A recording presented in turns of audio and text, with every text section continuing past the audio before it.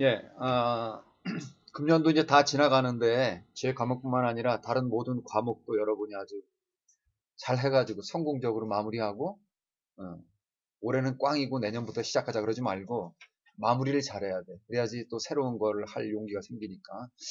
그래, 우리 발달심리학 기말고사 정리하도록 하겠습니다. 중간고사는 5장까지 했고, 아니 4장까지 했고 이제 5장부터 이렇게 하게 될 것입니다. 아, 너무 범위가 많기 때문에 많이 줄였어요. 그래서 여러분의 편의를 봐주기 위해서 많이 내용을 줄였습니다. 이제 기억에 대해서 한번 볼게요. 기억은 부호와 저장, 인출 하는 과정을 거치게 되고, 인출이라고 하는 거는 여러분 그 ATM기에 돈 꺼내잖아요. 그죠? 우리가 공부를 해가지고 공부한 내용을 이제 그 시험 볼 때 꺼내잖아. 그지? 꺼내는 게 인출한다고 그래. 예, 좀 더 구해야 되냐면 부호를 잘 만들어야 돼. 예? 그래서 힌트를 잘 만들어서 이렇게 하게 되면 됩니다. 예, 여러분이 이제 시험 보게 되면 이제 머릿속에 집어넣잖아. 그죠? 그 집어넣은 내용이 오래 머물러 있잖아요. 오래 머물러 있기 때문에 장기간 머물러 있어서 장기 기억이라고 하는 것이죠. 장기 기억에는 두 가지가 있습니다. 그 서술 기억과 비서술 기억이 있는데, 여기 보게 되면은 그 서술 기억에는 의미 기억과 일화 기억으로 나눕니다. 의미 기억이라고 하는 거는 what, 무엇이지? 내용 기억이에요. 내용. 알겠습니까? 내용인데, 예를 들어서 미국의 수도는 어디야? 워싱턴. 그지? 일본은 동경. 그죠? 그거 언제 배웠니? 정확하게 언제? 모르지. 알 필요도 없지. 그 내용을 갖다가 기억하는 것이죠. 그죠? 기억하고 있어, 안 하고 있어? 이런 것이죠. 사실 내용을 갖다 기억하는 것이고, 여러분 시험 볼 땐 대개 이걸 가지고 보죠. 그죠? 네. 이런 걸 가지고 보는 것입니다. 네. 그런데 일화 기억이라고 하는 거는 어떤 저는 이전에 그 삼풍백화점 무너졌죠. 그죠? 수치스러운 일이야. 성수대교도 무너졌죠. 어. 그다음부터 건설회사 미국에서 수주 받은 게 다 떨어져 버렸잖아. 한국은 부실공사야. 다리도 무너지고 막 영향을 많이 주죠. 근데 제가 삼풍백화점이 이렇게 무너졌을 때 뭐 하고 있는지 아세요? 그때 집이 반지하였는데 반지하에서 라면 끓여 먹고 있었어. 내가 그때 기억하려고 한 게 아니지. 기억하려고 굳이 애를 쓰지 않아도 남아 있습니다. 여러분 저기 대구에 지하철 사고 난 거 아세요? 응, 그때 뭐 하고 있었니? 응, 기억나지, 그지? 그 기억하려고 공부하려고 이렇게 해서 한 게 아니잖아요. 남아있잖아요. 그게 일화 기억이에요. 에피소드란 말이지. 그지? 네. 특정한 기억 같은 게 남아 있습니다. 이게 이제 일화 기억이라고 하는 것입니다. 제가요, 그 초등학교 때, 박정희 대통령 그 영부인이 유영수 여사였어요. 유영수 여사가 돌아가셨거든요. 8월 15일 날. 그죠? 행사할 때 총 맞아가지고. 그때 제가 그 초등학교인데 학교 갔다 오는 길에, 그때는 이제 기념행사 같은 걸 다 애들 모아서 했었어. 오는 길에 8월 15일이니까는 날씨가 덥잖아. 여름이잖아. 방학 때잖아. 그때 우박이 떨어졌다니까. 기억이 나요. 기억이 납니다. 내 일생에서 특별한 것들은 기억이 납니다. 알겠습니까? 이게 일화 기억이에요. 그죠? 여러분이 기억을 잘 하려면 내 개인적으로 만든 거로면 기억이 잘 나요. 알겠습니까? 개인적인 사실로 만들면 기억이 잘 나요. 일화 기억적으로 되니까. 그 저기 그 미국의 쌍둥이 빌딩이 무너졌을 때가 있죠. 그죠? 예. 9.11 테러 있었잖아요. 그때 제가 11시쯤 됐어요. 다리 올려놓고 소파 위에서 테레비 보고 있었던 기억이 납니다. 그 소파는 주황 색깔이었어요. 그죠? 그때 그 상황이 생생하게 기억나는 것이죠. 이게 일화 기억이 되겠습니다. 의미 기억은 어떤 사실을 갖다가 내용을 갖다 기억하는 것이고 여러분이 이제 대개 시험 볼 때는 이런 걸 갖다가 보는 것입니다. 아시겠습니까? 근데 기억하고 싶어도 기억이 잘 안 되지. 이게 문제지. 하여튼 이제 그 다음에 비서술 기억이 있습니다. 서술 기억과 비서술 기억으로 나는 것입니다. 어린애들, 이제 발달 심리학 공부를 하다 보니까 어린애들 있잖아. 여기 애들 보게 되면은 우리가 머릿속에 들어간 그대로 남아 있을까? 아니면 약간 그 내용이 들어간 게 변형이 될까? 변형이 됩니다. 그 사람이 갖고 있는 기억에 따라 가지고 갖고 있는 그 내용물에 따라 가지고 이렇게 조정이 됩니다. 그러니까는 여기 4차로에서 오토바이랑 투싼이랑 부딪힌 사고 목격자를 찾습니다. 뭐 그런 거 가끔 보이잖아. 그지? 그러면은 어떻게 생각하냐면 그때 목격한 사람들을 갖다 만나게 되면 아주 정확한 정보를 갖다가 얻을 수 있을 거라고 생각들 하죠. 법정에서는. 아니거든요. 사람이 경험한 거에 따라 가지고 그 내용이 바뀝니다. 알겠습니까? 네, 바뀌어요. 특별히 어린아이들 있잖아요. 어린아이들은 기억을 갖다 새롭게 다르게 구성을 하게 돼요. 알겠습니까? 네. 너 그때 봤어 안 봤어? 응. 그 이전에도 얘기를 했지만 그 어떤 꼬마 아이가 어릴 때 그 성적인 뭐 이렇게 좀 폭행을 당했어요. 근데 그걸 갖다가 경찰이 애를 데려다가 이제 하게 되는데 그때 누가 했는지 그 신문을 하잖아요. 근데 그 애가 그때 어떤 큰 도로의 모니터상에서 어떤 교수님이 거기서 강연하는 그런 장면이 있었거든요. 방송으로. 근데 보니까 그 애가 깜깜하니까 자기를 건드린 사람은 기억이 안 나고 그 모니터에서 하는 그 사람이 그 머리에 남아 있잖아. 가리킨 사람이 인상착의를 얘기하니까 그 교수님이거든. 그러니까 잘못하면 자칫하면 그 교수님이 폭행범으로 걸릴 뻔했지. 근데 알리바이가 형성되잖아. 저는요 그때 방송국에 가가지고 그런 걸 하고 있었는데요. 그래가지고 풀려났지. 그러니까 애들은 갖다가 헷갈리는 거야 그게. 그죠?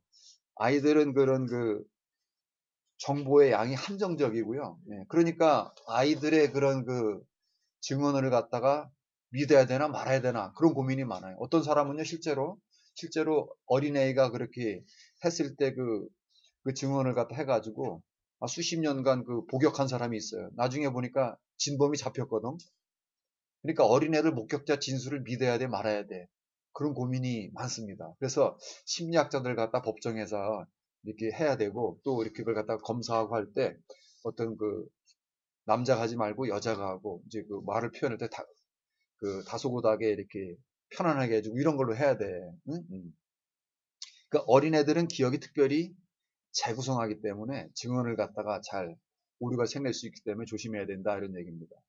사소하고 세부적인 것에 중점을 두고 또 정보 양이 지식이 한정되기 때문에 또 그걸 끄집어내는데 그 상황 정황을 갖다 잘 파악해서 꺼집어내고 인수하는데 미숙합니다. 상상과 현실을 구분하는 능력이 떨어지고 또 유도하는 그죠? 너 그때 그랬었지? 그럼 얼굴 쳐다보니까 그 아저씨가 무서워. 맞아요. 그러잖아, 그지? 틀린 거를 갖다 유도하게 되면 말을 할 수도 있다는 것이지. 예, 여기 보면은 질문을 갖다가 암시하는 질문을 하거나 뭐 이렇게 하게 되게 되면은 애가 걸려들을 수가 있고, 애기가 또 불안하게 되면 또 이제 애들 중에 이렇게 엄마 성향이 좀 안정적이고 부모 안에 이렇게 애착 정도가 강한 애들은 그렇게 실수를 좀 덜 하죠. 근데 불안하고 이렇게 그런 아이들, 또 면담자가 개를 갖다 잘 이렇게 보살펴주고 하면서 면담을 하지 않은 경우에 잘못된 정보로 얘기를 할 수도 있죠. 그죠? 또 애가 이제 스트레스를 받거나 하게 되면은 올바른 정보를 말하지 않을 수도 있습니다. 얼마 전에 화성 뭐 이런 거 있었잖아. 그지? 거기에 보게 되면은 수십 년간 복역을 했는데 그 사람이 범인이 아니었잖아. 그러니까는 신문을 갖다 유도신문을 해가지고, 그죠? 그러니까 상당히 과학적인 방법으로 이렇게 해야 됩니다. 그렇지 않게 되면 무고한 사람의 인생이 진짜 팔팔하던 청춘기를 갖다 다 날려보내고 나중에 늙어가지고 나오고 그러면은 어떻게 보상할 거야? 돈으로 보상 못 하잖아. 그냥 가능한 한 정확하게 이렇게 해야 되는 것이죠. 우리가 공부를 왜 하죠? 다른 사람을 잘못된 그런 판단을 내리지 않도록 하기 위해서, 그죠? 올바르게 하도록 하기 위해서 이런 것이죠. 예, 요즘에는 이제 뭐 과학 수사 같은 게 DNA라든가 이런 거가 이렇게 나와가지고 그나마 좀 다행인 것이죠. 예, 네, 보시고 그 다음에 이제 개념 추론 문제 해결 내용을 보도록 하겠습니다. 개념이 뭘까? 개념을 영어로 컨셉이라고 그러죠. 예. 개념이라고 하는 거는 사물이나 사건의 그런 거에 대해서 그 머릿속에 들어가 있는 그런 표상이라고 하세요. 표상이 뭐니? 머릿속에 표현된 이미지 이런 뜻이야. 알겠어? 여러분 개 하게 되면 지금 여러분 개를 보고 있지 않지만 개 하게 되면 그 개의 심상이 머리에 떠오르죠. 그죠? 이게 개념이란 말이야. 개념. 알겠어? 개념은 이렇게 이미지로 들어가 있는 것도 있고요. 어떤 그 추상적인 개념이 들어가 있을 수도 있어요. 알겠어요? 네, 네. 사랑이 뭐야? 하트라고 하는 게 이미지라기보다 뭔가 추상적으로 들어가 있죠. 근데 사랑이 있긴 있죠. 네, 이렇게. 네, 여기 애들한테 개념이 있는지 없는지 알게 되면은, 너 방 정리할래? 방 정리하면 내가 1,000원 줄게. 하게 되면 애들이 방을 정리하잖아. 엄마가 보기 좋게. 그러면 여기 보게 되면 학용품은 책상에 책하고 지우개 연필 따로따로 이렇게 모아서 하고, 옷은 옷장에 이렇게 정리하고, 그지? 옷걸이에 걸어놓고 이렇게 하죠. 그죠? 그걸 어떻게 하나? 애들이 그 구분할 수 있는 능력이 생기는 거죠. 이거는 공부할 때 쓰는 책과 학용품은 거기다 모아놓고, 그죠? 옷은 그 밖에 나갈 때 입는 옷, 뭐 이런 식으로 정리를 하잖아요. 정리한다는 얘기는 애들이 용도에 따라서 구분하는 개념이 있다는 얘기야. 알겠지? 네, 그런 얘기를 하는 것이죠. 이걸 갖다 범주화라고 하는 거예요. 범주화. 카테고리별로 나누는 것이지, 그지? 여러분 도서관에 가게 되면은 책이 아무렇게나 막 흩어놓지 않잖아요. 거기다 구분을 해놓죠. 여기 이공계냐, 인문계냐, 뭐 이렇게 하잖아요. 인문계 속에서도 언어냐, 언어 속에도 중국어, 일본어, 또 그지 영어 하면은 문법, 생활영어, 뭐 이렇게 구분을 하잖아요. 카테고리별로 나누죠. 이걸 범주라고 하는 거예요. 우리가 볼 때 사람들을 구분을 하게 되죠. 예를 들어 여러분 지나가게 되면 맨 처음에 사람들은 세상 살면서 이렇게 구분하면서 살아요. 저 지나가는 사람 보니까 저거 남자야, 여자야. 그지? 어린애야, 어른이야. 이렇게 구분하죠. 그죠? 네. 왜? 그렇게 구분해야 편한 거야. 왜? 여기 남자, 여자, 남자에 대해 대할 때 말하고 여자에 대해 대할 때 말하고 다르잖아요. 그죠? 이 세상은 구분하면서 사는 것입니다. 이걸 범주를 정하면서 사는 것이죠. 여기 애들도 마찬가지야. 이제 3, 4개월 된 애들도 이제 구분을 하기 시작해요. 여기 이제 형태, 색깔, 모양 이런 거에 따라 가지고 구분을 합니다. 지각적 범주화에 대해서 볼게요. 형태와 색깔에 따라서 대상을 구분합니다. 애들이 이걸 구분할 수 있는 능력이 있을까 없을까? 여기 애들한테 있잖아. 처음에는 여기 A하고 C를 갖다 보여줘. 이게 뭐니? 실루엣이라고 하는 거는 색깔이 아니라 이렇게 그림자 형상만 보는 걸 얘기를 하는 거거든. 여기 A와 C는 고양이죠. 그죠? 네, 고양이야. 네, 이런 고양이 모양을 갖다 이렇게 좀 보여줘. 그지? 이렇게 여러 번 보여주게 되면은 고양이라고 하는 나름대로 개념이 생겨요. 그지?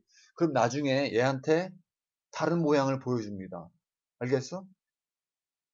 요거 만약에 B를 보여주게 되면 나중에 여기 C하고 B를 보여주게 되면은 애가 C하고 B 중에서 어떤 걸 더 뚫어지게 쳐다볼까? B를 더 뚫어지게 쳐다보지. 왜냐면 C는 익숙해졌어. 고양이라고 하는 게. 처음 보는 저게 뭐지? 저건 기존에 봤던 거랑 다른 거네? 라고 생각을 하는 것이죠. 그 얘기는 뭐니? B하고 C를 갖다가 구분해낼 수 있다는 얘기지. 기존에 봤던 고양이는 알아채는데 뭔가 새로운 게 오게 되면 아까 지난번 항상 발달심리학하면서 어린애들 실험할 때 그런 게 있잖아. 뭔가 신기하게 연계되면 더 오래 쳐다보거나 뚫어지게 쳐다보나 신기하고 그랬죠. 그죠? 그런 거라는 것이죠. 새로운 동물을 갖다 더 오래 쳐다본다. 이 얘기는 뭐냐? 얘가 구분할 수 있다는 것이다. 그러니까 지각적으로 카테고리별로 구분해서 보는 거야. 아, 저건 고양이, 요건 다른 거. 이렇게 구분한다. 이거 갖다가 지각적 범주화라고 합니다. 지각이 뭐야? 시각, 청각, 촉각을 갖다 지각이라고 그러죠. 네. 그리고 보는 거로다가 듣는 거로다가 구분을 해낸다. 이런 뜻이 되는 것이죠. 그 다음에 이제 여기 이제 곽금주의 저자분이 실험한 내용이 많이 나오죠. 여기 보니까 여기 이제 X축은 개월수예요. 13, 14, 26개월수입니다. 개월수가 되고 Y축은 영하의 비율이 되겠습니다. 여기 보면 동그라미, 네모, 세모가 있는데 애들이 가장 먼저 구분할 수 있는 것은 뭐야? 동그라미지, 그지? 13개월 된 애가 동그라미를 구분하는 애는 한 48% 정도 이렇게 되잖아요. 그죠? 네. 네모는 한 22%, 세모는 아니, 20% 정도. 그죠? 그 얘기는 뭐냐면 동그라미부터 구분을 하게 되고, 그 다음에 이제 여기 한 두 돌쯤 지나게 되면 그때도 동그라미가 거의 이제 그 애들이 구분을 할 줄 알죠. 그죠? 네. 이런 거 보니까 아이들이 형태를 구분할 수 있는 능력이 생긴다. 뭔지 아시겠죠? 이런 거를 갖다가 실험을 했습니다. 그 다음에 이제 범주 위계에 대해서 볼게요. 위계라고 하는 건 계층이야, 계층. 알겠어요? 가장 사람이 이렇게 구분할 때 동물, 식물로 구분할 수가 있죠. 동물, 식물. 움직이는 게 맨 처음에 생물에는 동물, 식물이 있고, 그 다음에 이제 무생물이 있고, 그죠?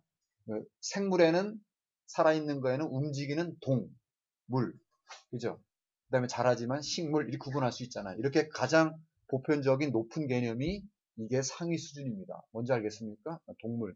저기 개나 고양이 저거 동물 지나가네, 그러죠, 그죠? 네. 그 아래 개념이 기초 수준입니다. 기초라고 그래가지고, 번역이 그래서 그런데 기초보다 그 아래가 있는 거야. 기초 아래가 하위 이런 게 있어요. 상위 수준보다는 좀 더 구체적이보다는 하위보다는 좀 더 보편적인. 예를 들어서 개 있잖아요. 개. 그죠? 개는 동물이죠. 동물 그 아래 개, 고양이 이런 게 있잖아요. 그죠? 개는 여러 가지 종류가 있지. 풍산개도 있고 진도에 가면 진돗개가 있고 그지? 예. 셰파트도 있고 달마시안도 있고 여러 가지 푸들이도 있고 그죠? 그죠? 여러분이 만약에 공원에 지나가고 있다? 공원에 지나가게 되면 저기 여러 가지 개가 지나가고 있죠. 예, 그런 것입니다. 그 정도 개 이게 이제 그 기초 수준이 되는 거예요. 알겠어요? 그 다음에 그 아래 부분이 하위 수준의 그 위계가 되겠습니다. 여기 이제 푸들이 뭐 이렇게 달마시안 뭐 이런 세파트 여러 가지가 있잖아. 여기 이제 공원에 애기들 데리고 지나가고 있는데 애들 데리고 지나가고 있는데 저거 뭐니? 그러면은 뭐라고 그래?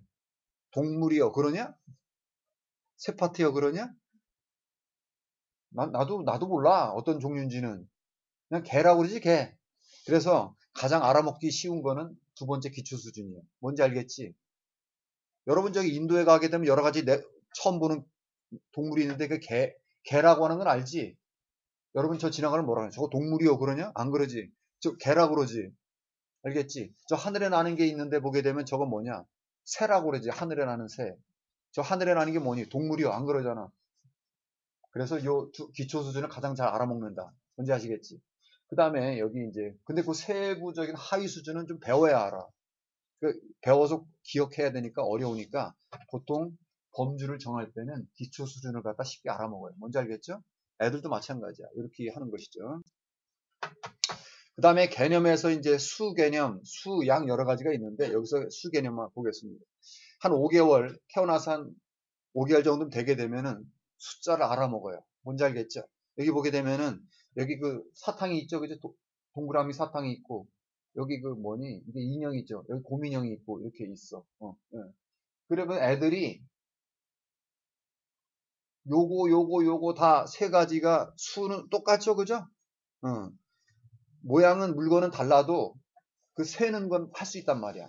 이게 수의 개념이 생겼다는 얘기죠. 하나, 둘, 셋. 요것도 하나, 둘, 셋. 이런 수의 5개월부터 이런 수 개념이 생기게 됩니다. 그래서 애들한테 요런 걸 갖다 이렇게 좀 보여주고 나서, 그지? 예, 이런 걸 보여주고 나서 나중에 요거 곰하고 요거 딸랑이를 갖다 보여줬다. 그럼 애가 더 어떤 걸 더 오래 쳐다볼까? 딸랑이를 더 오래 쳐다보지. 기존에는 이렇게 세 개 있었는데 요거 뭔가 다르네. 그러니까 이런 걸 보여줄 때보다 요거보다 더 딸랑이가 신기해서가 아니라 숫자가 달라서 개수가 달라서 쳐다보는 것이죠. 그죠? 요거는 주스잖아, 주스. 주스팩. 그러니까 요거 딸랑이나 주스팩이 요거의 거 기존에 경험한 것과 다르잖아요. 다르니까 더 오래 쳐다보잖아요. 이거는 뭐냐? 애가 숫자 개념이 있다는 얘기야. 그죠? 이렇게 연구를 하는 것입니다. 그 다음에 숫자가 있는데 그럼 더하기 빼기도 알 수 있을까? 네. 좀 이따 볼게요. 여기 보면 3살 되게 되면 하나, 둘, 셋, 넷, 다섯, 여섯, 일곱, 여덟, 아홉, 열 이렇게 쓸 수가 있고 5자를 하게 되면 100일, 100일 이런 거 알 수가 있습니다. 네. 네.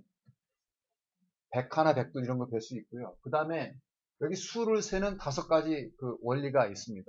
그죠? 여기 한번 내가 이렇게 자세하게 설명하는 거는 이거를 시험을 낸다. 야, 이런 거 안 내면 시험 뭐 내냐 내가. 낼 게 없잖아. 이렇게 친절하냐? 그래. 그 다음에 5개월 되는 이제 더하기 빼기를 이렇게 할 수 있고요. 6개월 아니 5개월이란다. 5개월에는 이제 더하기 빼기 할 수 있고 그 다음에 나이에 따라서는 3살, 4살이면 덧셈 뺄셈 할 수가 있습니다. 알겠습니까? 그 다음에 6살부터는 1, 2, 3, 4, 5, 7, 8, 9 가지고 도하고 빼기. 하나, 둘, 1 더하기 2는 3, 4 더하기 5는 9, 뭐 이렇게 할 수 있다는 얘기야. 뭔지 알겠어요? 그 다음에 초등학교 들어가면 뭐 하냐? 구구단 외우기 시작하지?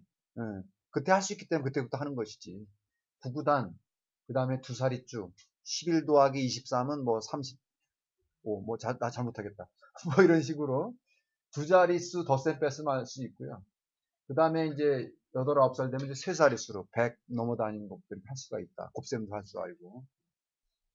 제가 아는 애는요, 3살도 하는데요. 아이, 그런 애 특수한 애고, 평균적으로 이렇다는 얘기야. 뭔지 알겠지? 네, 이렇게 알아두고요. 그 다음에 영화의 더하기 빼기는 어떻게 할까? 이렇게 보겠습니다. 여기 한번 보세요. 이게 실험인데, 여기 내가 인형 하나 넣었다, 하나 넣고, 그 다음에 이제 딱 커튼을 가리는 거야. 안 보이지?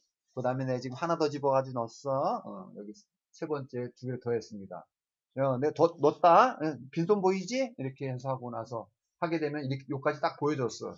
그 다음에 애한테, 요걸 딱 보여주면은 애가 뭐 당연한 거지. 뭐 그렇게 할 거 아니야. 그지?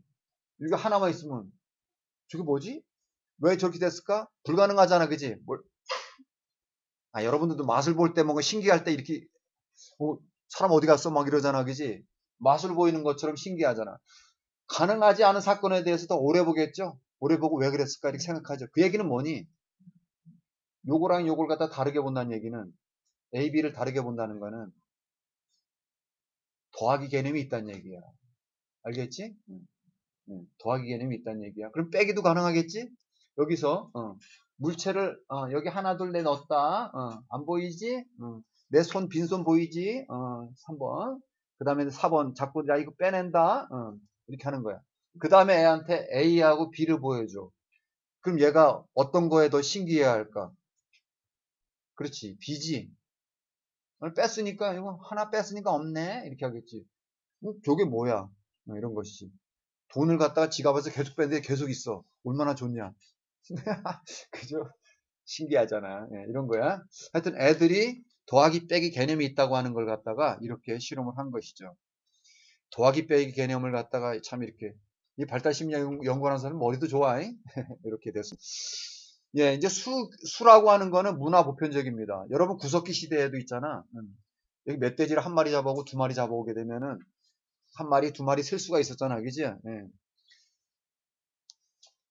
옛날에 물물 교환할 때도 화폐가 없을 때에도 그지 하나 주고 빼고 뭐 이렇게 더하기 빼기 이런 거 다 했을 것 같아요. 먹고 살다 보게 되면은 다 더하기 빼기가 있었을 거고요. 근데 이제 동양 문화권하고 서양 문화권에서 동양 문화권이 수 개념이 더 좋아요. 왜냐면 1, 2, 3, 4, 5, 6, 7, 8, 9, 10 하잖아. 11은 어떻게 되면 11 이렇게 하잖아. 10에다 하나 더 하면 되잖아. 12 이렇게 하면 되잖아. 근데 영어는 어떻게 되니? 10, 1, 10, 2 이렇게 하냐? 11, 12 하죠. 12진법이지. 12개. 그러다 보니까 이게 숫자 개념을 할 때는 10진법이 좋은 것 같아요. 야, 근데 왜 11, 12까지 이렇게 따로따로 다른 단어로 했을까? 내가 생각해 보니까 1년이 10달이냐, 12달이냐? 12달이지. 그래서 그런 것 같아. 1년 12달이야. 그죠? 여러분 저기 어릴 때 그게 연필 샀을 때 우린 연필 깎아서 썼거든? 여러분 샤프 썼냐? 연필 깎아서 썼는데 그게 한 다스가 몇 개 들었니? 12개 들었지. 한 다스. 응. 그지. 한 타스. 그런 것이지. 이게 보게 되면은 셀 때 10개로 세는 경우도 있고 12개로 세는 경우도 있는 것 같아요. 그러니까 이 세상은 만물 현상을 보면서 십진법을 만든 거야. 알겠냐?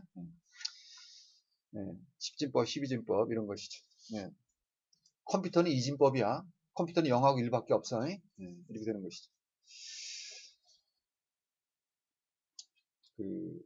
이제 어릴 때 숫자 같은 거에다가 많이 갖고 놀고 많이 경험을 하고 이렇게 익숙해지면은요. 나중에 이제 그 수라 이런 게 익숙해지니까 그걸 잘 할 수 있어요. 알겠죠? 그러니까 태어나면서부터 수를 잘한다. 물론 그런 거 애들도 있을 거야. 그런데 수학 선생님이면 그 애들이 수학을 잘할 가능성이 많겠지. 어릴 때 엄마 아빠가 항상 수 얘기를 하니까, 그지? 엄마 아빠가 영어 선생님이면 애들도 영어 잘하겠지, 그지? 왜냐면 그게 DNA를 갖고 태어난 것도 있지만 그 이제 어릴 때부터 배우기 때문에 그렇다는 것입니다. 그래서 초등학교 때 이제 수개념이나 이런 걸 많이 연습을 하게 되면 그 후로 학업 성취가 잘 될 수가 있다. 이런 영역에서 이런 것입니다. 추론에 대해서 볼게요. 추론은 뭐 셜록 홈즈 추리 소설 뭐 이런 거 있지. 추론 비슷한 말이야. 예측을 하는 것이죠, 그죠? 예. 일어난 사건의 이유에 대해서 얘기를 하는 것입니다. 여기는 인과는 뭐니? 원인과 결과지. 예. 유추, 추론, 과학적 논리적 추론이 있습니다. 예를 들어서 원인과 결과를 파악하는데 여기 버튼이 있고요. 여기 녹색 줄이 연결되어 있는데요. 여기 뒤에도 버튼이 있고 녹색 줄이 연결되어 있는데 여기 전등이 있습니다. 꼬마애가 눌러보니까 A를 누르니까 뭐 전등이 안 켜져. B를 눌러보니까 전등이 켜진다. 그지? 그러면 신기하잖아. 불이 반짝반짝해 재밌잖아. 그지? 나중에 애한테 오른쪽에 이렇게 했어. 근데 오른쪽에는 A하고 녹색 선이 전등하고 연결되어 있죠. 전선하고. 그지? B는 연결이 안 돼 있지. 그럼 애가 어떤 누를 것 같으니? 여기서 A를 눌러, B를 눌러. 여기 왼쪽, 대문자 A, 왼쪽을 갖다 경험한 애는 나중에 B 같은 그런 걸 보여주게 되면은 A를 누르겠지. 왜? 신기하잖아. 이거 누르니까 버튼 누르니까 불이 반짝반짝 하잖아. 그래서 신기한 거 좋아하거든. 그러니까 여기 버튼을 갖다 요거 누르는 거야. 알겠지? 그건 뭐니? 이 선이 연결되어 있으면 버튼이 원인이 돼가지고 전등 불빛이 뜬다는 걸 알게 되는 것이지. 이게 인과추론이야. 알겠어? 버튼 누른 것이 전등 불빛 오게 하는 원인이 된 거지. 그지? 전등 불빛이라는 결과가 나타난 것이죠. 그러니까 애들은 인과추론을 할 수 있다는 거야. 원인이 돼서. 그 다음에 유추추론입니다. 여기 이제 찰흙이 있거든. 찰흙이 있는데 이걸 갖다가 4조각을 내서 보여줬어. 그냥 찰흙이 있지. 이건 4개 이렇게 조물조물 해가지고 4개 나눴다. 여기 사과 있는데 그 다음에 여기 물음표 뭐가 나올까? 이거 사과 4조각, 빵 조각, 사과 그대로 모습, 찰흙, 바나나. 어떤 거 들어갈까? 바나나? 배고프냐? 사과 4조각 한 거 이렇게 4조각이죠? 이런 것이 되는 것입니다. 여러분도 그런 시험이 있잖아. 미국 대학원 시험 문제 이런 게 있지. 개, 동물, 그럼 나무, 그 다음에 뭐야? 오른쪽에 그러면 식물이지. 그런 식으로 유추하는 문제가 납니다. 개, 동물, 그럼 나무, 식물 이렇게 되겠지. 이런 게 유추라고 하는 거야. 유추. 영어로 어넬러지라고 그래. 어넬러지 그런 아주 복잡한 그런 단어 같은 거 가지고 시험 문제 냅니다. 그 다음에 과학적 논리적 추론입니다. 이건 좀 아주 깐난 애들은 어렵고 어린애들은 어렵고 가설을 토대로 검증을 거쳐서 추론한다. 가설 검증 추론이 되는 것이죠. 여기 이제 초콜릿. 누가 내 초콜릿을 먹었을까? 누가 내 초콜릿을 먹었을까? 이거 보게 되면은 이 꼬마애가 초콜릿 내가 좋아하는 거였는데 누가 없어졌어. 그때 보니까 내가 그때 쳐다보고 있을 때 아빠가 그 부엌에 들어갔다 나오는 걸 봤어. 아빠가 도둑놈이야. 네. 아빠가 안 먹을 수도 있지. 치사하게 아빠가 먹겠니? 아니면 오빠가 먹을 수도 있지, 그지? 엄마가 먹을 수도 있고 설거지 하다가. 근데 애들은 한번 자기가 필이 꽂히잖아? 그럼 거기를 고집을 해. 알겠냐? 네. 그게 뭐냐면은 어린애들은 한번 어떤 원하는 게 잡히잖아요. 거기에 초점 맞춘 경향이 있습니다. 내가 영어 하라고 했잖아. Children tend to focus를 맞춘단 말이야. 그럴듯한 가설에. 그리고 스톡 하게 되면 딱 붙었다는 얘기야. 스틱, 스톡. 한 가지 가설에다가 초점 맞추는데 아주 붙어버린다는 얘기죠. 어른들은 여러 가지 다른 가능성을 생각하지. 초콜릿을 갖다가 누가 먹었을까 하면 여러 가능성을 보고 하는데 애들은 아빠한테 필이 꽂히는 것이죠. 그래요. 이렇게. 하여튼 추론은 3가지가 있어요. 예. 일단은 보시고 그 다음에 이제 지능에 대해서 보겠습니다. 지능 이론을 가지고 시험 문제를 내겠습니다. 어려운데요. 어려울 거 없고 내 말 잘 들어. 이게 비내와 시몽, 영어로는 사이먼이라고 하는데 사이먼, 뭐가 쌓였는지 모르겠지만 하여튼 사이먼이라고 그래요. 사이먼은 모래란 뜻입니다. 모래.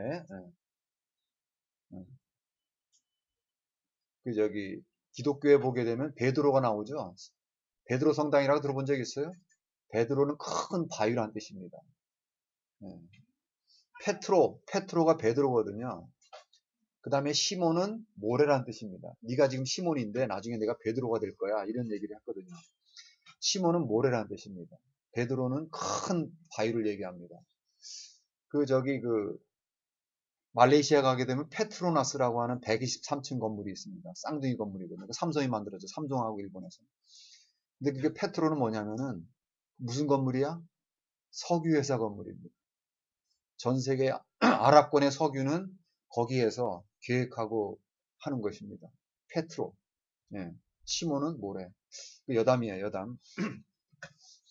그 비네트가 비네라고 읽어요. 비네. 예. 삐아제트라고 안 했죠? 가제트라고 읽냐? 가제라고 읽지. 삐아제트가 아니라 삐아제. 비네라고 그래. 티 안 해요. 비네 시몬 이런 얘기죠. 불어로 시몬. 이 사람이 뭘 가장 먼저 지능 검사를 했어요. 프랑스에서. 프랑스에서 왜 검사를 했냐면은 애들을 갖다 교육을 해야 되잖아. 교육을 해야 다 긁어왔는데 보니까 아주 정신 지체 아들도 있고 아주 공부 잘하는 애들도 있잖아. 한꺼번에 모아놓고 가르치니까 너무 잘하는 애들은 너무 시시하잖아. 너무 못하는 애들은 못 따라가겠어. 그러니까 걔들을 갖다 이게 레벨을 나눠야 되잖아. 그걸 구분을 하기 위해서 테스트를 한 겁니다. 알겠습니까? 문제를 가지고 하는 것이죠. 이게 이제 검사를 하는 이유는 여러분 군대 갔을 때도 보게 되면은요. 얘는 특공대, 얘는 이렇게 구분하잖아. 그걸 감당할 수 있을 때 하게 되는 거잖아, 그지? 예. 신체적으로도 감당할 수 있도록 구분하기 위해서. 미국에서 이런 거 이제 파이로트 전쟁하려고 하다 보니까 비행기를 만들어가지고 전쟁을 해야 되잖아. 파이로트가 없잖아. 그러니까 파이로트 자원자를 모아가지고 다 하고 싶다고 다 하는 게 아니잖아. 먼저 검열을 거쳐야 되잖아, 그지? 할 수 있는 능력. 마찬가지로 검열하는 거, 협력. 예, 레벨을 나누기 위해서 이렇게 처음에 비네 시몬이 지능 테스트를 만들었습니다. 이게 이제 각 나라로 확산이 됐어요. 이제 나중에 이제 한 10년 정도 지나서 11년 지나가지고 스탠포드 대학에 터만이라는 사람이 만들었어요. 그래서 이제 저작권이 걸리니까 비내 검사인데 이제 스탠포드에서 만들었는데 스탠포드 비내 검사를 하게 됐습니다. 예, 이렇게 이제 검사지를 가장 먼저입니다. 이 사람이 이렇게 해서 만들었죠. 그 다음에 이제 그 후로 계속해서 이제 지능 검사 이론들이 나오게 됐는데요. 심리 측정, 요인 이론 이런 것들이 야 우리 저기 지능이 뭐니? 지능이 있긴 있는 것 같지? 그게 뭐야? 머릿속에 들어가 있잖아. 그거 다 끄집어내야 되잖아. 뭐 자루다가 머리 크기로 다 될 수도 없잖아, 그지? 머릿속에 뭔가 들어있는데 그걸 어떻게 끄집어내야 되단 말이야? 그래서 요인 이론이니까 요인에 대해서 한번 설명하겠습니다. 요인 분석. 요인 분석이라고 하는 거는 예를 들어서 엊그제 수능 결과 났더라. 수능 시험 보게 되면 무슨 과목이 있어요? 국어, 수학, 과학, 사회 탐구 영역, 과학 영역. 그게 지능이야. 내가 보면은 대학 들어갈 때 아이들을 구분해 가지고 이제 대학별로 구분을 해야 되잖아요. 테스트를 해야 되잖아. 키 순서대로 대학 보낼 수는 없잖아. 그러니까 머리에 들어있는 내용을 갖다가 끄집어내야 되잖아. 그지? 내가 보니까 그런 거야. 사람들은 수학 계통이 있고 언어 계통이 있고 그런 것 같아. 이제 지능이 그렇게 있다는 얘기야. 그래서 산수, 과학 이런 것들은 보니까 수리, 계산 이런 거가 그런 게 있을 것 같아. 그지? 그 다음에 중국어, 영어, 뭐 일본어 그런 거 잘하는 애들 있지. 그런 거 보니까 뭐 머릿속에 언어, 외국어 이런 게 있는 것 같아. 뭔지 알겠지? 그 다음에 어떤 애는 작곡이나 뭐 공부를 못하는 작곡이나 뭐 이런 거 잘해. 그런 거 보면은 연주도 잘하고 걔는 그냥 음악 지능 이런 거 있는 것 같아. 그지? 모르지만 이렇게 잡힐 수 없는 것도 서로 상관을 지어가지고 그 중에서 공통적인 걸 끄집어내. 그 중요한 요인을 끄집어낸단 말이야. 요인이란 말이야. 중요한 요인 암살 이런 얘기 들어본 적 있지? 중요한 사람. 중요한 사람은 중요한 요인 알겠어? 중요한 요소 이런 거 다 끄집어내는 거예요. 이게 요인 분석이야. 알겠지? 지능 검사는 이런 거야. 지능이 뭐가 들어있지? 머릿속에 뭐가 들어있지? 이렇게 하다 보고 끄집어냈는데 여기 이제 스피어만이라고 하는 사람은 이요인설을 얘기했어요. 이 두 가지 요인이 뭐냐면 일반 요인하고 특수 요인이 있다는 얘기야. 일반을 갖다 제너럴이니까 지요인이라고 한 거죠. 특수하다는 건 스피스픽, 특별한 이런 요인. 그러니까 모든 사람의 공통적인 요인이 있다고 본 거야. 이게 일반 제너럴 요인. 그 다음에 음악 능력, 공간 능력, 수적 능력, 언어 능력. 사람마다 다르죠. 그죠? 일반 요인하고 밖에 특수 요인이 있다고 본 사람이 스피어만이야. 뭔지 알겠지? 스피어만. 네. 우선 지금은 이해하고 들으세요. 요 구분하는 법 맨만 더 알려주겠습니다. 그 다음에 이제 서스톤. 쓰라고 말이야. 스톤에다가. 서스톤. 서스톤. 이 사람은 이제 기초. 기본적인 정신 능력을 갖다 얘기를 했는데요. primary, 그러니까 이제 기초, 1차 이렇게 하는 거예요. 여기에 뭐는 이런 언어 유창성, 언어 이해 이런 거 내가 안 낸다. 이런 거 안 내고 이 사람이 7개 머릿속에 들어가 있는 게 7개라고 본 거야. 어떤 사람은 크게 수학과 과학으로 구분하겠지, 그지? 이 사람은 이게 진리는 아니고 이 사람이 이렇게 해봤다고. 연구해 보니까 7개 요소가 있다고 봤고요. 이 사람은. 그 다음에 이제 그 길포드가 있어요. 내가 이게 산동역에 가다 보니까 저기 그 산동면에 가다 보니 길에 포드 자동차가 있더라고. 길, 포드. 유치해요. 한국에만 통하는 용어. 야, 이래도 외워지거든? 야. 여기 보니까 길포드를 갖다가 내가 보니까 그 차를 내가 주면 내가 조작할 수가 있어. 야, 오토니까, 그지? 조작할 수 있고. 그는 포드 자동차에는 내용에 좋은 게 들어가 있을까? 네. 조작, 내용. 알겠냐? 포드 자동차를 갖다 잘 만들어내고 있어. 산출. 조작, 내용, 산출. 이렇게 틀을 가지고서 구조를 본 게 길포드라는 사람이 이렇게 만들어냈어요. 네. 그냥 재미있게 외워. 재미있게. 그 다음에 유동성 지능은 깨텔이라는 사람이 했습니다. 유동성 지능, 결성성 지능이 있는데 이거 지난번에 뭐 사회복지 무슨 공무원 시험에 났더라. 네. 여기 유동성 지능은 갖고 태어나는 흐르는 능력. 갖고 태어나서 흐르는 능력. 유동적이다는 얘기가 흐른다 이거야. 결정 지능이 있습니다. 예, 크리스탈. 결정체를 크리스탈이라고 그래요. 이거는 지금 제 수업을 듣는 야간 분들도 있는데 나이가 많이 드셨잖아요. 그분들도 배우는 재미가 있습니다. 예, 그죠? 예. 나중에 이제 타고난 지능이 아니라 후천적으로 획득한 능력을 갖다 결정 지능이라고 구분을 했습니다. 이 깨틀이라고 하는 게. 예. 교육의 기회가 주어지면 계속해서 증가하는 지능이 되겠습니다. 예. 나는 나이가 들으면 지능이 안 좋아. 아니거든. 나이가 들어도 배우는 지능이 있거든. 알겠죠? 예. 야, 나이가 들어도 계속 공부하는 사람은 건강하고 젊게 삽니다. 아니냐? 네, 그렇다는 것이지. 네. 뭔가 항상 배울 수 있고, 응? 얼마나 좋아. 성장하고 얼마나 좋아. 네. 이걸 갖다 깨텔이라는 사람이 얘기합니다. 그 다음에 캐럴이라는 사람이 세 개의 계층 모델을 했습니다. 이게 가장 최근에 나온 것이죠. 97년도에, 20년 전에. 그러다 보니까 지금까지 내용을 다 짬뽕을 했어. 일반지능, 그지? 일반지능, 특수지능, 결성지능, 유통지능. 하긴 나중에는 정보가 많으면 다 짜집기를 해가지고 이렇게 해가지고 하는 것이죠. 이렇게 세 계층, 그죠?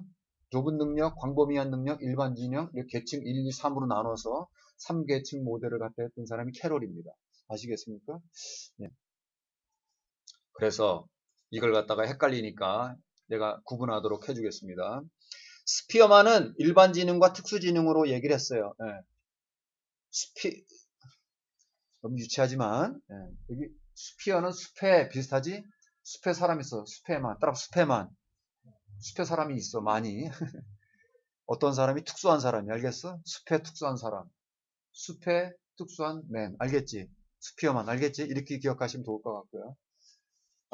여기 이 건물을 지을 때 맨 밑에 기초가 튼튼해야 되지. 기초, 여러분 그 건물 지게 되면은 머릿돌 해가지고 딱 지어놓잖아. 이 기초가 튼튼해야 되지. 뭐가 튼튼하냐? 돌이. 야, 스톤. 기초가 튼튼한 돌이야. 알겠지? 기초, 스톤. 알겠지? 기초를 갖다 이렇게 스톤을 했어. 거기 머리 글자 7을 써놨다고 생각해. 여기 11호관에, 11호관에 여기 밑에 기초가 돌멩인데 거기에 7이라는 글자를 써놨다. 이렇게 하면 기억되겠지. 그지? 스톤. 그 다음에 아까 길에 가니까 포드 자동차가 있었어. 포드 자동차를 갖다 여러분 조작할 수 있냐? 포드 자동차 그 안에 뭐가 들었나? 엔진 들었다. 포드가 차를 갖다 엄청나게 생산을 많이 했지. 산출. 이런 식으로 해서 구분할 수 있겠죠. 그 다음 이게 안 헤어지더라고. 깨텔, 유동성지는 어떻게 하면 되겠냐. 내가 에코레드 지나가다 보니까 가을에 깨를 터는 아저씨가 있었어. 깨를 털면 기름이 나오잖아. 기름류. 깨털 기름류. 알겠지?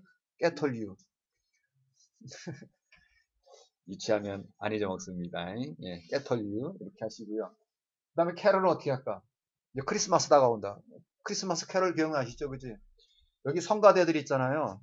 성가대들 중에 키가 작은 사람이 있고 큰 사람이 있고 보통 성가대가 3층으로 단을 만들었거든요. 이게 알겠지? 캐럴에 이제 3층이 변이 있는 거야. 캐럴 3층 알겠냐? 층 모델. 구분되지? 아, 이렇게 친절한 교수가 어딨냐. 이렇게 헷갈리는 거. 내가 이렇게 자세하게 설명하는 이유는 문제 낸다 안 낸다? 낸다는 것이지. 그렇지 않으면 근데 꼭 틀린 애를 꼭 있다. 헷갈리는 문제 냅니다 이거. 예. 이거 올려놓고 이렇게 냅니다. 그래요. 이렇게 해서 구분하시고요. 가드너는 그 다중지능이능의 여러 가지 중다 멀티 네, 처음에는 8개 하더니 그 다음에 9개 얘기를 하더라고요. 그렇게 되면은 이걸 뭐라고 읽냐 영어로 정원이요 아니라 따라붙어 가드너 정원사를 갖다 가드너라고 그래. 제가 이걸 가지고서 기억하라고 그랬어요. 어떻게 되냐면은 이거 정원처럼 생기지 않았냐? 그지? 언어지능, 인간친화지능 이렇게 8가지 나중에는 9가지로다가 이렇게 그 가운데 원을 중심으로 해가지고 이렇게 돌아간다고 생각하세요. 가드너는 뭐야? 다중지능. 이렇게 하면 되겠죠? 가든 이렇게 기억하시죠. 네. 수던 3 알겠지? 수다던 3명 이렇게 힌트를 잡으시면 되겠습니다. 이제 지능 이론 다 외웠다 그지? 구분할 수 있죠? 이렇게 이해를 하세요. 그 다음에 언어 발달에 대해서 볼게요. 언어 발달. 과잉 확장과 과잉 축소에 대해서 보겠어요. 여기 보게 되면은 그 뜻을 가진 것뿐만 아니라 다른 거에 똑같이 확장해서 과잉되게 하는 게 과잉 확장. 똑같은 거니까 그냥 얘기를 해야 되는데 안 하는 걸 과잉 축소라고 해요. 그랬죠? 하시고 그 다음에 신속 표상 대응에 대해서 보겠습니다. 짧게 노출, 신속하게 짧게 노출했는데도 바로 머릿속에 있는 생각하고 알아먹는 거 있죠. 머릿속에 있는 상을 갖다 표상이라고 그랬어. 그지? 머릿속에 있는 것에 신속하게 딱 맞춰. 이게 신속 표상 대응이야. 알겠어? 엄마가 이거 강아지야. 알겠지? 귀엽지? 이 강아지. 이렇게 하게 되면은 얘가 꼬리 달리고 털 달리고 그걸 갖다 강아지라고 하는 걸 알아요. 일주일 지났어. 바로 알아먹는다. 신속하게 이제 대응을 알아먹어요. 그럼 나중에 이거 파란 거는 지식 대상성원장 요거 빨간색 이렇게 되는 이거 선정하다 나중에 이걸 딱 봤다? 그럼 뭐라고 그래? 강아지 그런 거야. 그지? 머릿속에 있는 그 강아지 상하고 그지? 바로 맞추잖아. 그죠? 신속하게 대응을 합니다. 이게 신속 표상 대응이에요. 단어에 맞게 의미를 갖다가 바로 습득하는 방법이 되겠습니다. 습득합니다. 여기 이제 신속하게 이제 대응할 수 있고요. 인간은 아주 대단한 능력을 지니고 있습니다. 그 다음에 이제 제약에 대해서 볼게요. 제약. 제약이란 말은 제한을 둔단 말이야. 수많은 가능성을 갖다 다 배제하고 한두 가지 그걸로 다 정한다는 얘기야. 이게 제약이에요. 여기는 지각적 제약, 개념적 제약, 화용론적 제약 이 3가지가 있습니다. 먼저 지각적 제약 볼게요. 지각적 정보. 지각은 주로 이제 보는 것이지. 시각, 청각, 촉각, 지각. 그때 보게 되면은 여기 이제 얘한테 여기 A를 보여줍니다. 영희야 이게 뭔지 아냐? 이거 덱스야 덱스. 이렇게 보여줘요. 그 다음에 나중에 좀 여기다가 야 여기 3가지 중에 어떤 게 덱스야? 덱스가 뭐니? 하게 되면은 뭐라고 그래? 어떤 걸 보겠어? 맨 왼쪽에 있는 걸 정하죠. 그죠? 색깔이 요거랑 같으니까 요거라고 그러냐? 가운데 거? 아니죠. 그 뭐냐면 색깔로 하기보다는 모양을 갖다가 하고 나머지는 다 이렇게 제한을 둔다. 알겠지? 그래서 이게 모양 편향이야. 모양 편을 든단 말이야. 편향이 뭔지 알겠죠? 편을 든다 이거야. 모양 편만 든다. 색깔 편이 아니에요. 그래서 생김새나 모양에다가 이제 편을 들어요. 이게 모양 편향이 되겠습니다. 지각적으로 알겠지? 지각적으로 다른 거를 제한을 둔다는 얘기고요. 그 다음에 개념 제약입니다. 새로운 단어를 들었을 때 그것이 문제 전체를 갖다 나타내는 거야. 여러분 사과하게 되면 사과 모양이 다 보이죠, 그죠? 사과 반 쪼갠 것만 보이는 게 아니라, 그죠? 그래서 여기 엄마가 여기 있잖아. 이게 고양이다, 고양이. 예, 고양이를 보여주는 거죠. 그러면 걔 머릿속에 고양이 꼬리만 보고서 고양이라고 그러냐? 그죠? 그게 아니라 부분이 아니라 전체를 갖다가 하나의 큰 개념으로 보는 것입니다. 이걸 갖다가 개념적 제약이라고 합니다. 아시겠죠? 예, 예, 이런 것이죠. 그 다음에 화용론적 제약입니다. 예, 화용론이란 말은 사회성이라고 보면 돼. 맥락적 제약 이렇게 보면 돼. 맥락적 제약. 예. 여기 뮤추얼이란 말은요. 상호간에 이런 뜻이야. 상호간에. 예, 영어 단어 공부를 해야 되는데. 여기 이제 얘가 왼쪽 오른쪽에 여러분 보기에는 왼쪽이죠. 애가 보기에는 오른쪽에 있는 요 주황 색깔이가 컵이라는 걸 알고 있어. 알겠니? 컵이라는 거 알고 있어. 컵이라는 거 알고 있는데 아빠가 그러는 거야. 아빠 안경 좀 줄래? 이렇게 하게 되면은 그 오른쪽에 있는 건 컵이고 그럼 여기 동그란 거 2개 있는 게 이게 안경인가 보다. 그렇게 생각하겠죠? 네. 이전에 안경이란 말을 들은 적이 없어. 알겠냐? 여러분 그 시험 문제 볼 때 사지선다형이면은 잘 모르겠어. 그러면 X자 해가지고 지워나가죠. 속어법이라 속어법이라고 그래. 지워나가죠, 그죠? 얘가 보니까 요건 지울고 이거는 컵이고 남는 게 하나인데 이거 안경인가 보나 그런 얘기죠, 그죠? 그 맥락에 의해 가지고 그죠? 맥락에 의해 가지고 알아먹는 걸 갖다 화용론적 제약이라고 그래요. 알겠어? 맥락적 제약이라고 보면 되겠죠, 그죠? 제약이란 말은 뭐냐면 다른 수많은 가능성을 배제하고 그거 하나 맥락을 통해서 볼 때 다른 거 없네. 안경 좀 줄래? 이거 아닙니까? 이거밖에 없지, 그지? 맥락적 제약, 화용론적 제약이 되겠습니다. 네, 그 다음에 어휘 폭발에 대해서 볼게요. 한 2살쯤 되게 되면 애들이 갑자기 말이 많아지지, 꼬맹이들이? 이거 어휘 폭발이야. 여러분 저기 이해하는 게 먼저야? 표현하는 게 먼저야? 알아먹지도 못하면 말부터 하냐? 아니거든. 먼저 이해하는 게 우선이지. 알겠냐? 그 다음에 표현입니다. 알겠습니까? 책을 읽는 수도 그렇잖아. 먼저 이해를 해야 되잖아. 그지? 이해한 걸 가지고 나중에, 그죠? 영어 공부할 때도 마찬가지지? 먼저 이해가 돼야 되지. 제가 뭘 해야 되는지 알아들어 먹는 거. listening comprehension. 그지? 그 다음에 책을 읽고 알아먹는 게 reading comprehension. 알겠냐? RC. 알겠냐? 그 다음에 그거 이제 합격하고 나면 면접 보러 가가지고 말을 하잖아. 스피킹. 알겠냐? 자소서 써내지. 라이팅. 그지? 스피킹, 라이팅은 표현이고요. 리스닝하고 리딩은 이해죠. 그죠? 이해가 먼저지? 그런 거고요. 그 다음에 남자가 더 많이 할까? 여자애들이 더 많이 할까? 꼬맹이들 남자애랑 여자애는 누가 더 말이 많냐? 여자애들이 많지. 여자애들이 남자. 여기 도표를 보게 되면은요, 빨간 게 여자애야. 파란 게 남자애야. 알겠지? 보게 되면 개월 수거든요. 9개월부터 여기 보게 되면은 여자애들이 말을 표현 어휘수거든. 어휘수가 더 많지? 여기 Y축은 표현 어휘수란 말이야. 150개, 200개, 300개, 350개 뭐 이러잖아, 그죠? 하여튼 2달쯤 되게 되면 300개 정도 어휘를 안 해. 뭔지 알겠죠? 남자애들보다 한 50개 정도 더 많이 안 해. 그죠? 이렇게 되고요. 그 다음에 이제 애들이 이제 언어를 어떻게 하는지 봅시다. 기능어보다는 내용어를 많이 사용하고, 그죠? 그 다음에 말하는 길이가 이제 점점 늘어나고, 과잉 규칙화라는 게 나타납니다. 여기 이제 기능어니 뭐니? 기능이라고 하는 문법적인 요소를 얘기하는 거예요. 엄마는 엄마가 엄마를 엄마에게, 은는 이가 이런 게 조사 같은 게 있지? 영어로는 전치사, in, at, 그런 내용물은 없지, 그지? 이런 게 접속사, 뭐 and, or와 뭐 이런 문법적인 기능을 담당하는 걸 갖다 기능어라고 그래요. 내용어는 그 내용 소갈머리가 있는 말들이지, 그지? 밥, 먹다, 아름다운 뭐 이런 거 있잖아. 이건 내용어입니다. 알겠어요? 근데 어린애들이 은이가 이런 말 하는 게 아니라 밥, 먹어 이런 말만 한단 말이야. 이래서 전보식이라고 해요. 전보식. 옛날에 모르스 부호 같은 거 보낼 때 중요한 내용, 요즘같이 뭐 문자를 보내지 않잖아. 그러니까 중요한 내용만 보내야 되지. 명사, 밥 먹어 하면 밥 먹는 거지. 밥을 먹어라 이런 얘기 안 하죠. 그죠? 을 이런 거 안 붙인단 말이죠. 어린애들은 이제 처음에는 내용 중심으로 한다 이런 얘기죠. 내용어.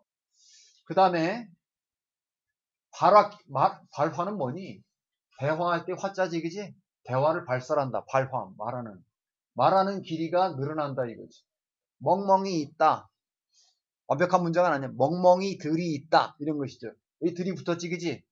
이제 애들이 나이가 들면서 나이라니까 좀 그렇다. 개월수가 늘어나면서 애들이 점점 발화 길이가 늘어나게 돼 있습니다. 그 다음에 과잉 규칙화라는 게 있습니다. 예를 들어서 여러분 철수가, 영희가, 순자가, 홍재가 말 되죠, 그죠? 근데 소영가 말 돼, 안 돼? 안 되지. 받침이 들어가면 우리는 초성, 중성, 종성이 있으니까 받침이 들어가면 거기다 이를 붙여야 돼. 자음자음이면 말이 안 통하잖아, 그지? 소영가 말이 안 되잖아. 그러니까 요 부드럽게 해주기 위해서 이를 갖다 집어넣습니다. 알겠습니까? 근데 애들은 명사에다 가만 붙여. 철수가, 영희가, 순자가 그러잖아. 그럼 나중에 소영가 이렇게 왜냐면은 틀에다가 이렇게 하는 걸 배우니까. 근데 나중에 이제 시간이 지나면서 어색하니까 일단 이를 붙인다는 걸 나중에 배우는 것이죠. 미국 애들은요, 개가 독이잖아요. 불독은 독하잖아. 이게 독이잖아. dogs 여기다 s를 붙이잖아요, 그죠? apples, tables s를 붙이면 복수가 된다는 걸 알아먹잖아요, 그죠? 그러니까 이제 애들이 처음에는 s를 붙여가지고 이렇게 말을 하는 것이죠. 예를 들어서 이가 있잖아요. 하나는 투수예요. 영어 문장에 보면 투수는 별로 없습니다. 이 하나 달린 사람들이 대부분 이가 여러 개니까. 아니냐? 그러니까 티스가 돼야 되지, 그치? 티스. 요거 이 모양이네, 그지? 이 모양이죠. 단수 복수 이렇게 되잖아요. 발이 영어는 뭐야? 풋이지, 풋. 발 하나냐? 왜 발이냐? 발 두 개 해야 되잖아. 복수는 뭐야? feet.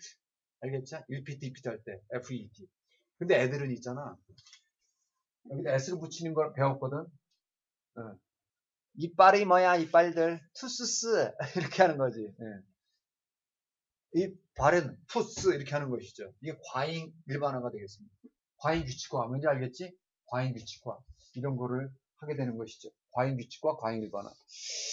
예. 애들이 이제 이러다가 이제 나중에 해나가는 것이죠. 배워나가는 것이죠. 영어가 어려운 게 이게 예외가 많아서 어려운 겁니다. 그죠?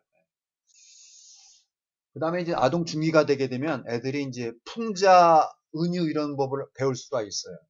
그래서 혹부리 영감 뭐 이런 얘기 동화책 이런 거 있잖아, 그지? 혹부리 영감 혹 들어갔다 혹 붙여왔잖아, 그지? 그 뭐냐면은 욕심 부리지 마라. 혹부리 영감 하게 되면 웃긴 얘기를 가지고서 애들이 욕심 부리지 마라 이런 걸 배우는 것이지, 그지? 이걸 갖다가 풍자라고 할 수가 있습니다. 은유, 인생은 여행과 같다. 이게 직유법인데, 예. 내 마음은 호수요, 뭐 이런 거 있잖아. 예.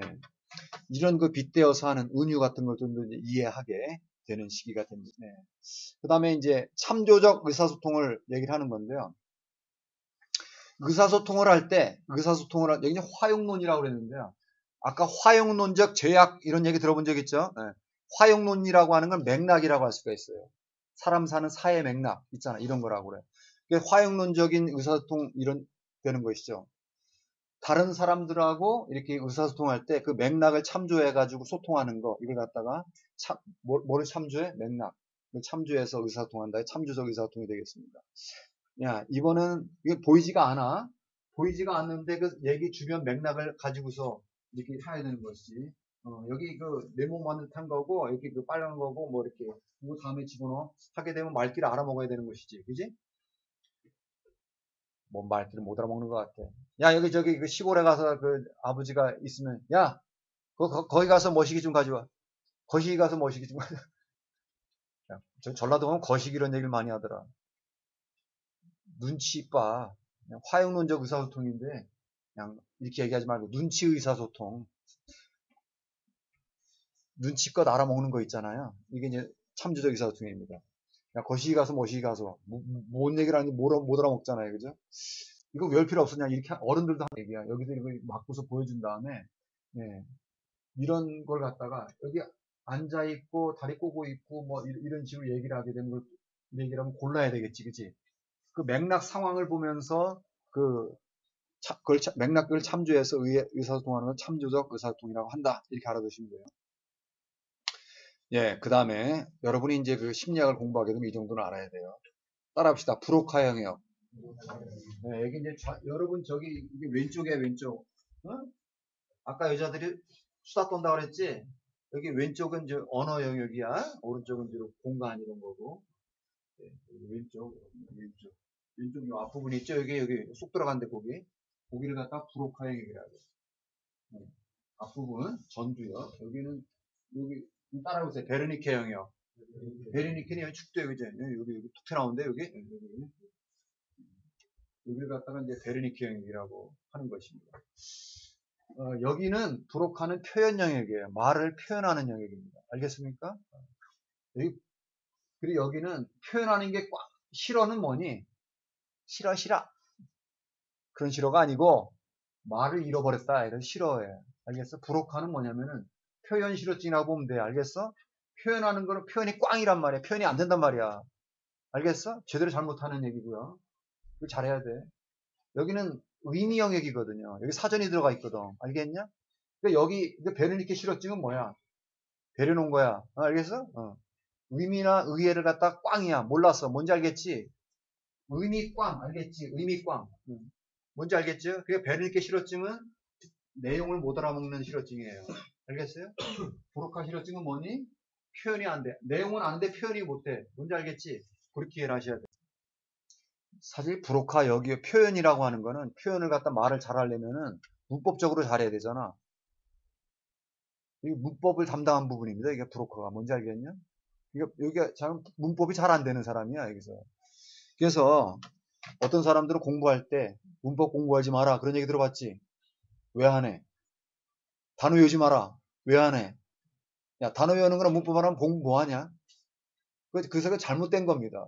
두뇌과학적으로 보게 되면 언어는 두 가지예요.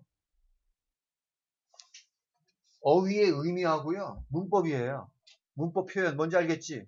이거 안 하면 공부 뭐 할 건데? 모든 언어는요. 의미랑 표현이에요. 알겠죠? 언어가 안 된다는 얘기는 둘 중에 하나가 고장난 거예요. 그러니까 여러분 공부할 땐 두 개 다 해야 돼. 네. 그래요. 그 다음에 이제 조금만 더 하면 돼. 네. 야, 이제 자존감에 대해서 봅시다. 자존감은 그 애들이 자기를 평가하는 과정 가운데 나오는 건데요. 네, 여기 이제 두 돌 가까이쯤 되게 되면 애들이 자존감이 생겨. 그래서 내가 장난감을 갖다가 스스로 조작해가지고 돌아간다? 스스로 조작해놓고 나중에 그 주위에 쳐다봐. 누가 나 좀 쳐다봐 주지. 이런 얘기지, 그지? 내가 돌렸는데 하고 칭찬받기를 원하는 것이죠. 자존감이 생깁니다. 자존감은요, 보통 여자보다 남자가 높습니다. 알겠어요? 여자들은 잘하는데도 스스로 갖자 이렇게 비하하는 성향이 강하죠. 그리고 교육이 많은 사람이 적은 사람에 비해서 자존감이 스스로 존중 여기는 게 많다는 것이죠. 한번 보게 되죠. 여기 이제 파란 거는 남성, 빨간 거는 여성입니다. 뭔지 알겠습니까? 그런데 여기 Y축은 이제 자존감 정도야. 누가 더 높느냐? 파란 게 더 높아? 빨간 게 더 높아? 파란 게 더 높지? 여자보다는 남자가 자존감이 더 높고요. 여기 이제 어릴 때는 좀 높았는데 17살, 18살쯤 되니까 뚝 떨어졌네, 그지? 청소년기가 좀 되게 되면 자기를 비하하는 성향이 강하다는 거예요. 자기를 갖다가 좀 자존감이 떨어지는 성향이 있고요. 부들 쭉 올라가다 이제 50, 60대 되가는 팍 올라가네. 그 다음에 나이가 들어서 그냥 힘들고 그냥 걸어다니기 힘들고 머리도 먹고 그러게 되면 자존감이 뚝 떨어지네요. 그죠? 네. 이게 일생에 걸쳐 이런 성향이 보입니다. 뭔지 알겠어요? 그 다음, 여기 보게 되면은 여기 이제 고학력이 이제 빨간색이고 저학력이 파란색이야. 고학력이 그래도 전반적으로 자존감이 높네요. 그죠? 그러니까 저는 그 평생교육원 뭐 이렇게 저녁에 이렇게 아줌마들 강의하고 그럴 때 열심히 강의합니다. 배우는 걸 너무 좋아하세요. 어렵지만 자존감이 높아집니다. 네, 이런 얘기요. 그 다음에 거울 속 자아이론은 여러분 오늘 거울 봤어 안 봤어? 보고 나왔지? 왜? 다른 사람이 날 볼 때 이쁘게 보일까? 그런 것이죠. 다른 사람 속에서 자기를 보는 것이지. 이게 거울 속 자아야. 내가 나를 못 보잖아. 내가 나를 모르는데 너는 나를 알겠느냐? 응? 노래 같다. 야, 거울 속 자신을 보는 것처럼 다른 사람이 나를 어떻게 볼까? 이렇게 해서 하는 것입니다. 그래서 다른 사람이 나한테 기대하는 걸 가다가 자기 일부러 보는 것이죠. 나 이렇게 멋지게 하고 왔어. 나도 오늘 양복 입고 올라 그랬는데 추워가지고 패딩 입고 왔거든. 나 원래 멋있는 사람이잖아. 야, 멋있게, 다른 사람이 나를 멋있게 보려고 할 때 자존감이 올라가잖아요. 그죠? 네. 야, 여기 이제 자존감 발달이 삶에 미치는 영향인데요. 높은 자존감을 가진 애는 슈퍼맨! 이렇게 자기를 갖다 이렇게 높게 보는 애들도 있어요. 그래가지고 너는 나보다 좀 유치해. 뭐 이런 식으로 해가지고 반사회적 행동도 한단 말이야. 그럴 수 있죠. 그죠? 네. 신사회적 행동도 하고. 그지? 네. 자기를 비하하는 사람은 다른 사람을 갖다 이렇게 높게 볼 수가 없고. 그죠? 그런데 먼저 자기를 귀하게 봐야 되죠. 그러면서도 주의해야 될 거는 다른 사람을 얕보지 마라. 뭔지 알겠죠? 귀하게 봐라. 저는 여러분 하나하나가 다 소중하다고 생각합니다. 알겠죠? 네. 여러분 공부할 때도 나는 잘할 수 있어. 난 소중해. 이렇게 자존감을 높이는 말을 하세요. 이번 시험 파이야. 그럼 파이 되거든. 아니야, 이번 시험 잘 볼 수 있어. 스스로 긍정적인 얘기를 하란 말이야. 여기 보게 되면은 자존감이 관계 만족도, 사람들과의 관계의 만족도에 영향을 주죠. 여기 이제 파란 거는 계속해서 자존감이 높은 거고요. 빨간 거는 자존감이 나쁜 거예요. 여기 일생에 걸쳐서 뭐 알겠지? 여기 이제 녹색은 중간이고. 그래서 자존감이 꾸준히 높은 사람들은 사람들 관계 속에서 만족도가 높습니다. 그 다음에 직업에서도 만족도가 높습니다. 그 다음에 긍정적, 기뻐하고 즐거워하고는 긍정적인 정서도 높습니다. 아시겠죠? 그런데 지위랑은 상관이 없대. 뭔지 알겠니? 어떤 애들은 공부들을 잘해. 공부를 잘하는데도 자존감이 낮은 애들이 있어요. 예를 들어 2등이 공부 잘하는 거지, 그지? 아, 나는 1등보다 못해. 나는 왜 이렇게 머리가 이러지? 하고 열등감을 가질 수 있어요. 뭔지 알겠죠? 회사에서도 마찬가지입니다. 부장인데 스스로를 갖다 나는 부장쯤 됐어. 그게 아니라 저 상무님도 있는데 이렇게 스스로를 비하할 수 있다는 것이죠. 그러니까 지위랑 상관없다 이거야. 여기서 이런 얘기를 하는 거고. 부정적 정서는 아까 긍정적 정서의 반대가 되겠죠. 우울증과 비슷한 이런 것들은 짜증내고 뭐 이런 거 있잖아. 우울감 이런 것들은 자존감이 낮은 사람들이 이런 부정적인 건 높겠죠. 그죠? 이런 얘기입니다. 그 다음에 자존감이 높으면 건강하게 살까요? 건강하지 신체적으로. 그지? 네. 항상 긍정적으로. 자존감이 낮으면 스트레스 받고 우울하고 그러면요. 우울증 걸리면 있잖아요. 호르몬도 이상이 와가지고 건강도 악화돼. 알겠어? 그래서 항상 긍정적으로 자존감을 갖고 생각하는 것입니다.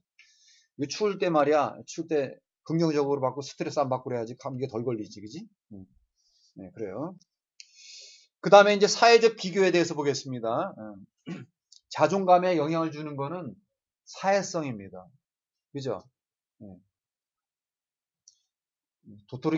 도토리도 조금 큰 키가 자존감이 높지, 그지? 여기 보게 되면은 자신의 어떠함과 나는 금메달감이냐, 동메달감이냐, 은메달감이냐, 이거에 따라 가지고 다를 수도 있다. 여기 가면을 쓰고 있어. 다른 사람한테 잘 보이려고 하는 거지. 비교해서 남보다 위에 되길 원하는 것이죠. 하여튼 경쟁을 통해서 자존감을 많이 따르게 된다.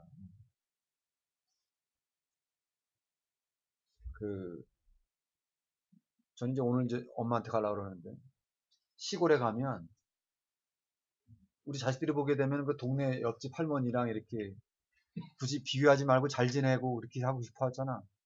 근데 뭐, 별거 아닌 거 가지고, 뭐, 1,000원, 2,000원 가지고 비교하고 그래. 올갱이를 패가지고 돈을 많이 벌었대야, 5만원 벌었대야. 아이고, 부러워. 막 그런데. 엄마, 5만원 내줄게. 별거 아닌 것 같지만 그 속에서도 서로 비교하죠. 그죠? 거기 판사님들, 검사님들도 자기들 사이에서 비교하죠. 그죠? 네. 판사 수준이면 다 행복할 것 같지? 비교하는 걸 통해서 이렇게 자존감이 높고 낮고 그렇게 되는 것입니다. 이게 사람이니까 그러지, 그지? 숙달지향의 성공지향 이렇게 행하기로 합니다. 알겠죠? 네. 그래요. 굿. 여러분 시험 굿 알겠지? 잘 볼 수 있기를 바라고요. 네. 그래요. 하여튼 아니 내 것만 굿 하지 말고 다른 거는 엑셀런트 이렇게 하세요.